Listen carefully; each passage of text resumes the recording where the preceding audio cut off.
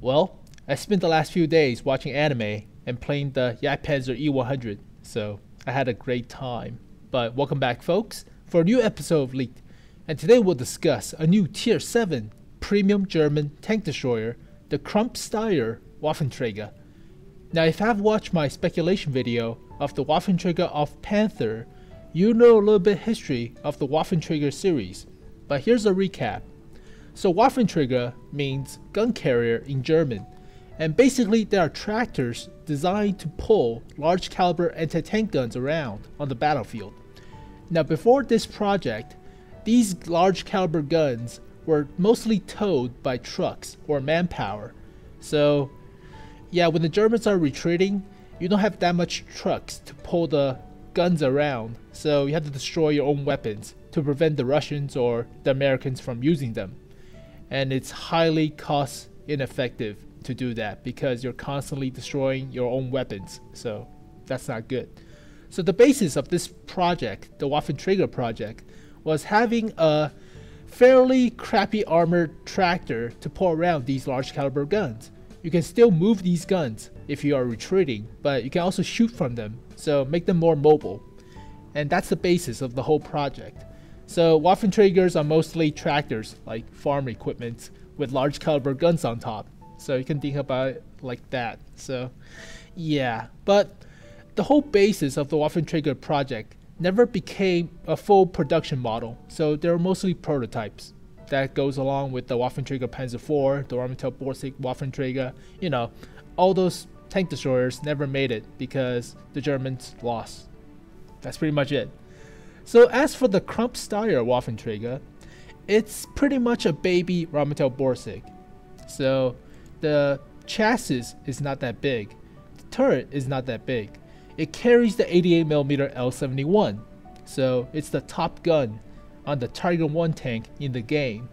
But the actual Tiger 1 had the 88mm L56, so it's not the real historic gun on the Tiger, but whatever. So as you can see, it's basically a crappy armored tractor with a large caliber gun on top, and that's the whole basis of the Waffenträger program. So just mount a giant gun onto a pseudo turret, and we'll call it a tank destroyer, I guess. Almost Russian in design, but whatever. So initial impressions of the models of this tank destroyer is that it looks a lot like the Rheinmetall-Borsig, mixed in with a few Waffenträger Panzer IV design. So the turret is actually on the back end of this tank destroyer, so it has decent gun depression from these pictures. So that's pretty interesting. But there's a key feature on this tank destroyer that interests me the most, which is these two buckets that covers up the driver and radio operator's spots. So as you can see, these two buckets prevent the gun from decapitating the driver and radio operator. That's a funny design. It's like having the whole chassis so small that the heads of the driver and radio operator cannot be protected. So they had to stick a metal bucket on top. That's funny. And here are the in-game models for the Krupp-Steyr Waffenträger. Now, it is a lot smaller than the Rheinmetall-Borsig, so that's a major plus because getting hit by artillery hurts like hell, and having a smaller size means a lot to tank destroyers with no armor, so the smaller the better. Alright, also note the metal buckets covering up the driver and the radio operator spots. And what that means is that these are actually constraints on the gun when you're trying to rotate the turret. Now the turret is fully traversable, 360 degrees of rotation all the way around, but when you're trying to trace a target or lead your shots, you might come across this bump, which is the metal bucket, and the gun suddenly doesn't turn anymore unless you elevate the gun to do a zigzag shape across it. So this might piss off a lot of people, and I kind of find it funny. So metal buckets are hilarious. But here are the collision models. As you can see, this tank destroyer has no armor, like all Waffenträgers, not Rheinmetall made, but whatever. So getting hit by anything would hurt because you have no armor whatsoever. So yeah, don't get hit. And here are the main stats for the Krupp-Steyr Waffenträger. Now it's going to be a Tier 7 premium German tank destroyer. And I'm thinking that Wargaming is trying to remove all tanks with preferential matchmaking for tanks with normal matchmaking. So tanks like the IS-6 might be removed and replaced by the IS-5. So you have to keep that in mind, and you might want to buy all the tanks with preferential matchmaking, premium tanks right now, because they're likely to be replaced with normal tanks with normal matchmaking. So alright, so it will cost around 7,000 gold, like the SU-122-44 or the 1850 AT-15A, I think. What the hell is that name? I don't remember. Whatever. So hit points wise, it has 850 hit points, which is average. Engine power is only 140 horsepower. It weighs 14 tons. So yeah, power to weight ratio is only 10. This is not the most mobile of the Waffenträgers. So you have to camp. So basically camp. Also, it doesn't weigh a lot. So getting rammed hurts. Getting touched hurts, so don't get touched. Top speed is 35 kilometers per hour. Reverse is 15, so not the most mobile. But hull traverse is actually 40 degrees per second, which is fairly decent for a tank destroyer. Terrain resistance is 0.959 for hard, 1.055 for medium, and 2.0 for soft. It's not the best, but it is the same as a Rheinmetall-Borsig. So I'll make the comparison later, but trust me, it is the same. Turret traverse is actually pretty good, 33.4 degrees per second. So you actually could lead your shots pretty well. But remember, there are two buckets carrying the driver and the radio operator's hatches. So be aware. View range is actually pretty good, 380 meters. So based on the 9.6 nerf to all TDs, the premium tank destroyers doesn't have a view range nerf. So yeah, I'm sensing that the premium TDs are getting OP. So alright, view range is actually pretty good. Radio range is 710. So standard, alright. Hull armor is 20 at the front, 10 at the sides, and likely 7 at the rear. Turret armor is 20 at the front, 10 at the sides, and likely 5 at the rear. So no armor whatsoever. And the main gun is an 88mm L71, the same gun that's on the Tiger 1 in the game. So I have 203mm of penetration and 240 damage per hit. So the same as the 88mm. Alright. Rate of fire is 9.48 rounds per minute, which is pretty good. DPM is 2275, which is not bad, quite good. Reload time is about 6 seconds. So with the gun rammer, you can actually could achieve up to 6 seconds of reload. Now with Brothers in Arms and a gun rammer, I think you could have about 5.8 seconds per shot, which is pretty good. This DPM could reach about 2,500 or so. So that's pretty good. Now, in comparison to the likes of E25, it is not as good because E25s has about 3,000 DPM. And don't even talk about the SU-122-44. That thing has like 3,200 or something like that. Something spectacular. But considering the penetration now, you have to consider 200mm of penetration. This DPM is actually quite good. So it's pretty fair. Now accuracy is kind of laser-like, 0.316. So that's pretty accurate. So that's very good. Aim time is 2.11 seconds, which is okay, fair. So that's alright with me. Gun depression is 8 degrees at the front because the front armor is kind of sloped. So you can actually go a little bit hull down if needed. But remember, this had no turret armor, so don't get shot at. But the side armor is actually more flat than the frontal armor. So you likely have 5 degrees of gun depression at the sides or the rear. So be aware of that. But in general, this tank destroyer feels like a baby Rheinmetall-Borsig with a smaller caliber gun. So I'm fine with that. Alright. Now let's compare the Krupp-Steyr Waffenträger with some tanks in the game. Now I'll compare the mobility with the Rheinmetall-Borsig, but I'll compare the guns later with the T25AT or something like that at Tier 7. So mobility wise, it has the same power to weight ratio as the Rheinmetall-Borsig if it's carrying the 128mm. So that's actually pretty interesting. So the Krupp-Steyr will play a lot like the Rheinmetall-Borsig at Tier 7. So that's interesting. It has 2 degrees faster of hull traverse. So that's good. Same top speed. 3 kilometers faster going backwards. So that's good. It has worse terrain resistance for hard, but for medium and soft, it is pretty much the same. So it plays a lot like the Rheinmetall-Borsig. Turret traverse is actually a lot faster than the 18.8 degrees per second. So this thing actually could turn like a medium tank. That's pretty interesting. So alright, it also doesn't have the armor like the Rheinmetall-Borsig. So these two tank destroyers are pretty weak, and when they get hit, they die.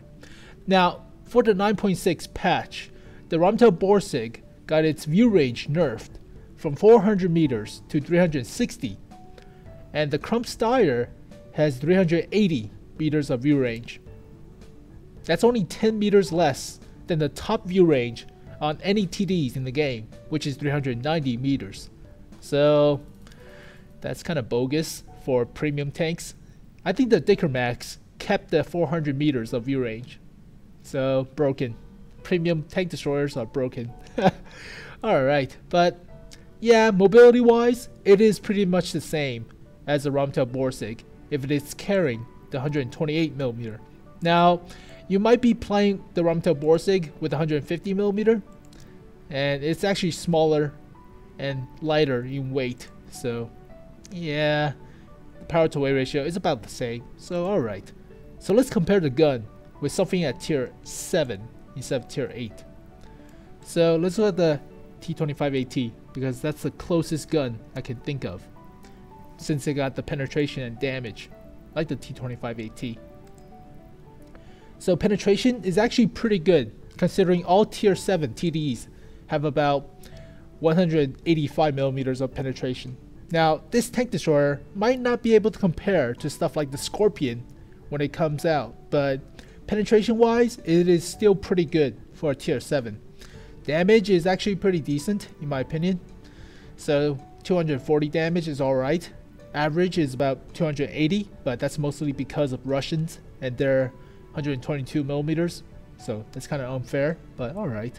DPM is below average, but it's still alright in my opinion. So based on the accuracy of your gun, the 0.31 accuracy is still pretty much better than the average accuracy of 0.34. So it's pretty much more accurate than most tank destroyers at Tier 7. So aim time is not as good as the average, which is about 2.04 seconds, but still fair in my opinion. So the gun is alright because the DPM is pretty decent and it has very good accuracy. So as a Tier 7 tank destroyer with pretty mobile turret traverse and hull traverse, top speed is alright, but power to weight ratio is not as good. So it plays a lot like the Rheinmetall-Borsig. So I think it is fair, pretty fair. And the final verdict on the Krupp-Steyr Waffenträger is that this tank destroyer is basically a baby Rheinmetall-Borsig. It's a smaller caliber gun, but the fair trade-off is that it is a tier lower, so it's fair. Now, would I buy this tank destroyer for 7,000 gold or real money? Yes, I would, because if you played the Rheinmetall-Borsig before, that tank destroyer was pretty OP, because with 400 meters of view range, it could spot for itself. It has very good camera rating, like a Hellcat, and the gun's very penetrative, 250-ish millimeters of penetration, with 500 damage per shot. So DPM is about 3,000 plus. So the Rheinmetall-Borsig is actually pretty OP before the nerf. Now after the nerf, it has only 360 meters of view range, so it cannot spot for itself as easily, but it still has a fully traversable turret. So basically what that means is that your binoculars and camo nets will not be reset. So basically you don't have to move the gun, or don't have to move the hull when you move the gun, and the binoculars and camo nets will not have to reset. So that's pretty OP. That goes the same for the Krupp-Steyr. Now this tank destroyer has a very good penetration on the gun. DPM is not as good, but with the gun rammer, it can go up to 2,500 damage or so. So that's pretty fair. And accuracy is pretty good, 0.316. So very good gun characteristics. As for the mobility, it is pretty much the same as a Rheinmetall-Borsig, but the turret traverse is actually a little bit faster, and it has 8 degrees of gun depression at the front. So the only weakness about this tank destroyer in comparison to the Rheinmetall-Borsig is the metal buckets covering the heads of the driver and the radio operator, which acts as constraints for the gun sometimes. But all in all, this tank destroyer does not get the nerf for the view range. It still had 380 meters of view range, and with binoculars and camo nets, you can actually play this tank destroyer the same way you played the Rheinmetall-Borsig before the nerf. So I think it's pretty fair for 7,000 gold, because the Rheinmetall-Borsig is actually one of my favorite tanks in the game, so I would probably play it.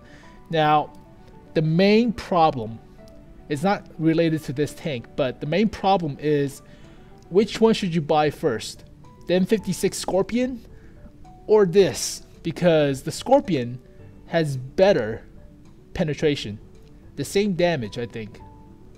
Yeah, the 90mm on the Scorpion, it has about the same damage I think, unless it's like 170 damage per shot. I doubt it. So damage should be the same. I have to recheck. But which one would you buy first, the Scorpion or the Krupp-Steyr?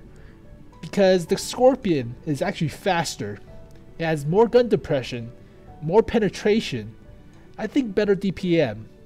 Accuracy is not as good. So which one would you get, the Scorpion or the Krupp-Steyr? Oh man, that's a hard problem. That is a hard question. So both tank destroyers are good. They have very good camo rating, very good penetrating guns, very good view range, and accuracy is decent on both tanks. More decent on the Krupp-Steyr. But yeah, the debate continues. So both tank destroyers introduced for the Americans as well as the Germans at Tier 7 is pretty damn good. Pretty damn good. Now, is it better than the E25? Well, it's comparing apples and oranges. The Krupp-Steyr is not a E25 replacement.